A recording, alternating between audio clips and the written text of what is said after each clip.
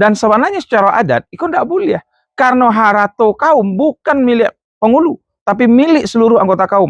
Kalau dihibahkan, kalau digadaikan, harus atas kesepakatan kaum. Assalamualaikum warahmatullahi wabarakatuh. Pertanyaan berikut yang ada ditanyakan dalam medsos Sambo adalah, kalau kemudian seorang penghulu menghadiahkan tanah atau menghibahkan tanah ke anaknya, atau kemudian dalam adat diistilahkan anak pisang, itulah yang kemudian menimbulkan problem yang banyak yang terjadi, yang awalnya antara anak pisang jobako berhubungan baik, tetapi banyak yang dilakukan dan itu sampai ke pengadilan.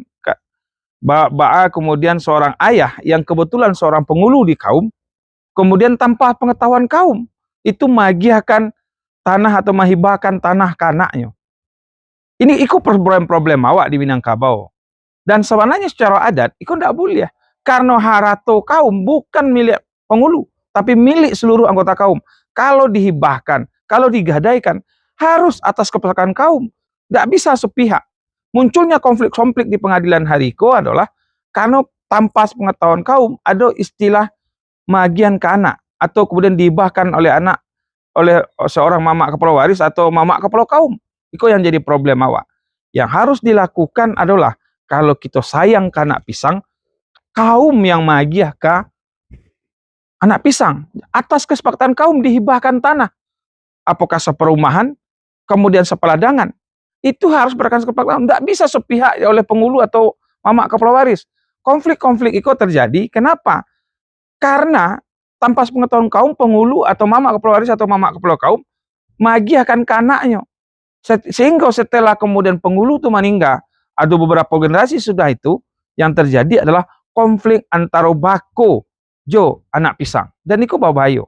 Untuk itu, kepada bako, kalau ingin magiah harus seluruh anggota kaum yang sepakat, karena harta pusako itu milik seluruh anggota kaum, bukan milik mamak kepala waris atau mamak kepala kaum.